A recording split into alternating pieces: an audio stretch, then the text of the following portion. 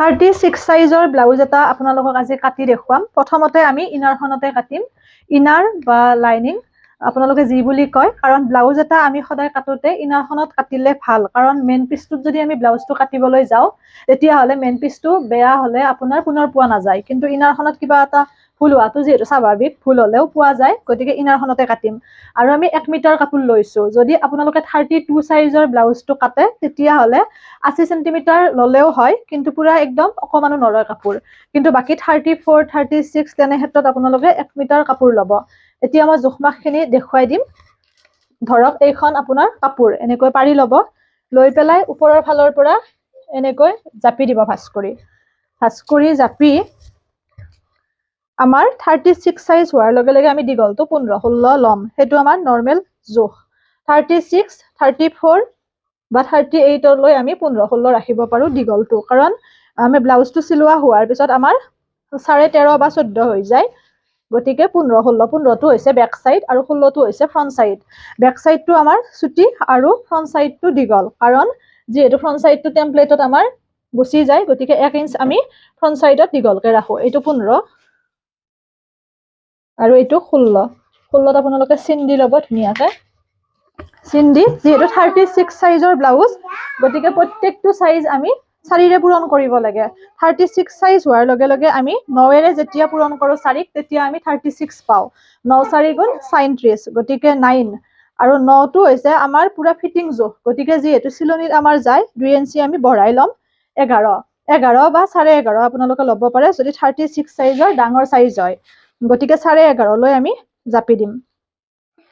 ওচৰত লাগি আনিব পাৰিব না। এইটো 11.5, 11.5, আৰু এইটো 15, আৰু এইটো 16। 16ত চিন দি ল'ব, আৰু এইটো 11.5। হিচাপটো বাৰে বাৰে কৰিব, কাৰণ হিচাপত ভুল হ'লে সম্পূৰ্ণ ব্লাউজটোৱে আমাৰ ভুল হৈ যাব। এনেকৈ জাপি ল'ব।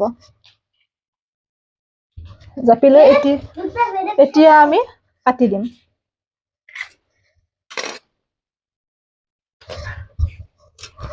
এতিয়া আমি 16ৰে কাটিম।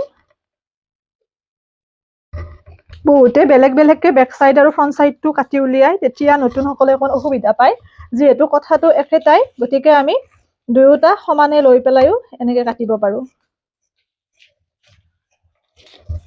গোটেইখিনি মই দেখুৱাম সহজভাৱে, নিশ্চয় পাৰিব। আৰু অনলাইন ক্লাছো আমাৰ আৰম্ভ হ'ব 10 তাৰিখৰ পৰা ডিচেম্বৰৰ। কোনোবা কৰিম বুলি ভাবিলে যোগাযোগ কৰিব পাৰে। এইখিনি হৈছে 15-16, 15টো ছুটি আৰু 16টো দীঘল। এতিয়া বাকীখিনি চাব। এইখিনি আঢ়ৈ, এইটো বন্ধ সাইড ল'ব, গাৰ ফালৰ সাইডটো বন্ধ সাইড ল'ব, নহ'লে পিঠিখন দুফাল হৈ যাব। এনেকৈ লৈ আঢ়ৈ, এইখিনি 3, আৰু এইটো আপোনাৰ 6, এইটো 6, এইটো আঢ়ৈ, 3, 6 মানে 6 ল'ব। লৈ পেলাই এনেকৈ চিন আপ কৰি ল'ব। এইখিনি আপোনালোকে ডিষ্টেঞ্চটো 1 ইঞ্চ ল'ব, আৰু এইটো 3ৰ পৰা 1 লৈ এনেকে দিব। তাৰপিছত এইখিনি হৈছে আধা ইঞ্চ। এইটো যদি আপুনি নিদিয়ে তেতিয়াহ'লে কাণখন পৰি যোৱা সমস্যাটোৱে দেখা দিয়ে। আধা ইঞ্চটো এনেকৈ বেকাকে আহিব। তাৰপিছত এইখিনি হৈছে আধা ইঞ্চ। আধা ইঞ্চ দি পেলাই বেকাকে আহিলে হ'ল। যদি এইটো আকৌ নিদিওঁ তেতিয়াহ'লে আপোনাৰ ব্লাউজটো চিধা যেন হ'ব। ব্লাউজটো চিলোৱাৰ পিছত এই বস্তুটো আমাৰ বেকাকে আমি আহিব লাগে। এতিয়া কাটিম। কটাৰ নিয়মটো এই পদ্ধতিৰে কাটিব।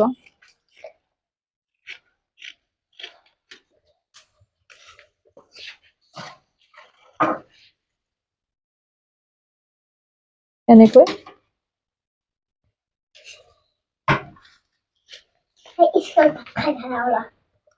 কাটিব।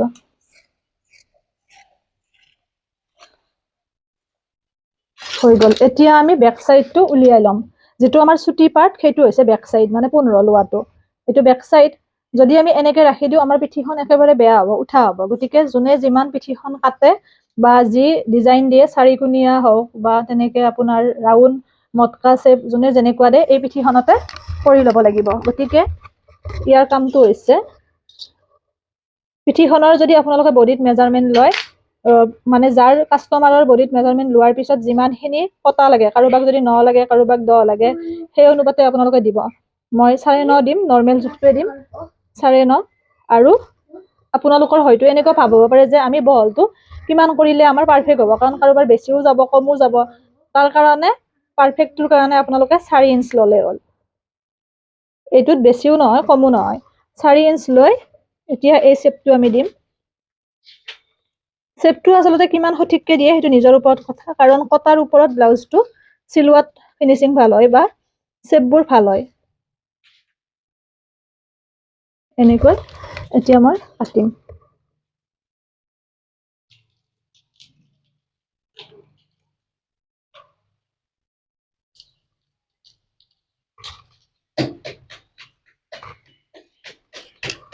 এইটো হৈছে বেক সাইড।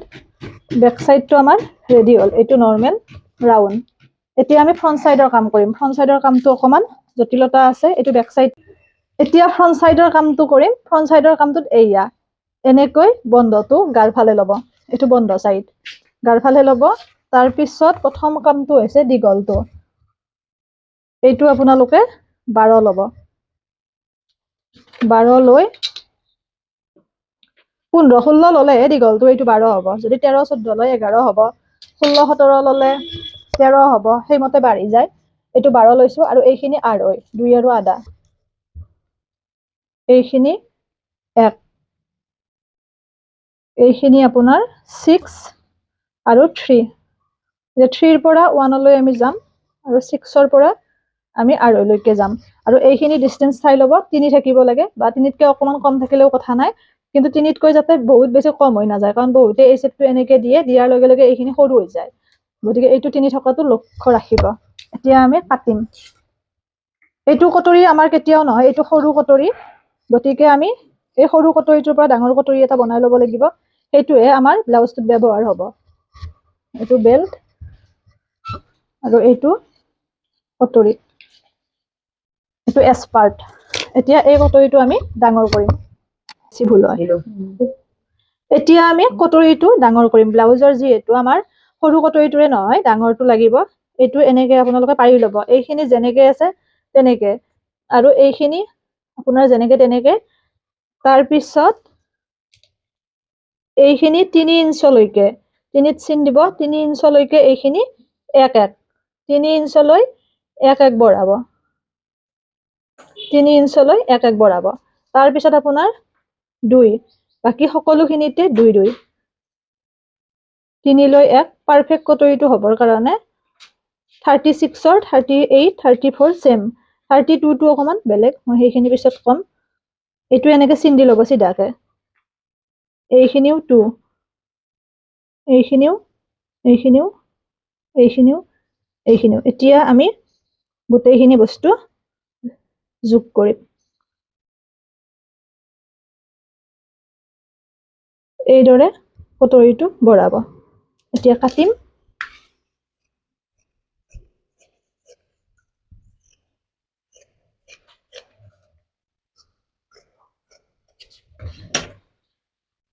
এয়া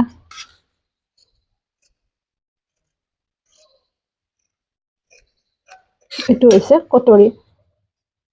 এতিয়া এই কটৰীটো আমি পুনৰ ডাবল কটৰী, যিহেতুকে 3 ইঞ্চ ল'ব। ইয়াৰ পৰা 3 ইঞ্চ লৈ এনেকৈ ভাঁজ কৰি দিব। ভাঁজ কৰি দি এইখিনি আপোনাৰ আধা ইঞ্চ, ইফালে আধা ইঞ্চ, আধা আধা ল'ব। আধা আধা লৈ এইখিনি ধুনীয়াকে এনেকৈ কাটি দিব।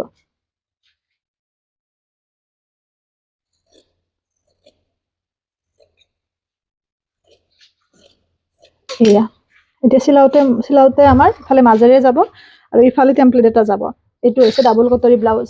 যদি ভুল হয় এইখিনি ফ্ৰন্ট বেক লিখি থব, কাৰণ কেতিয়াবা সৰুখিনি ফ্ৰন্টত আহি যায়। এইটো কটৰী হৈ গ'ল। এতিয়া আমি হাতখন কাটিম সঠিককৈ। এতিয়া আমি হাতখন কাটিম। এয়া যদি আমি এনেকৈ এখন হাত ৰাখো, মানে এনেকে যদি আমি এভাজ কৰো, তেতিয়া এখন হাত হ'ব, যিহেতু এটা জাপ আছে। আৰু যদি এনেকে আমি দুভাজ কৰি দিওঁ, আমাৰ দুখন হাত হ'ব। গতিকে আমি দুভাজ কৰিম, যিহেতু কাপোৰ আছে। গতিকে ইয়াতে দুখন হাত হ'ব। এতিয়া হাতখন কিমান দীঘল কৰে সেইটো নিজৰ ইচ্ছা, কাপোৰ অনুপাতে। গতিকে সেইমতে আপোনালোকে হাতখন দীঘলটো কৰি কাটি ল'ব। মই ইয়াতে 9 কৰিম, গতিকে 9তে মই চিন দি লৈছো। এনেকৈ এইখিনি মই উলিয়াই ল'ম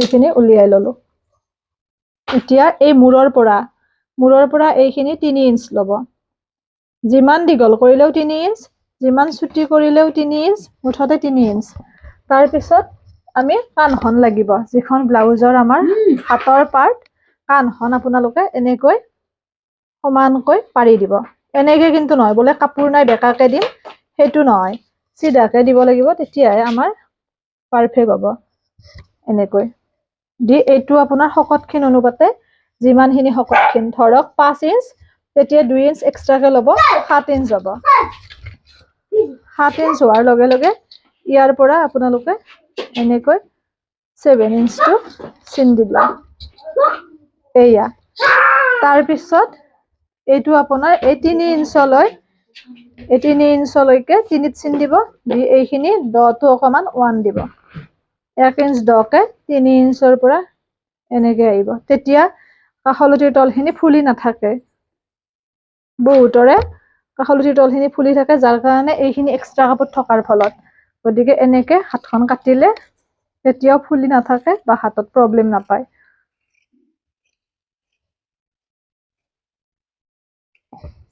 এইমতে হাতখন কাটিব দিয়া গতিকে আমাৰ গোটেই ব্লাউজটো হৈ গ'ল এনেকৈ কাটিব আৰু কেনেকুৱা পালে জনাব আৰু নতুন ভিডিঅ' মই আনিম যিহেতু অনলাইন ক্লাছৰ কাৰণেও বহুতে কৈ আছিল গতিকে অনলাইন ক্লাছত যিসকলে জইন হ'ব বিচাৰে আপোনালোকে জইন হৈ ল'ব আৰু মোক মেছেজ কৰিলেও হ'ব বা মই হোৱাটছআপ নাম্বাৰটো দি দিম তাত আপোনালোকে যোগাযোগ কৰিব পাৰিব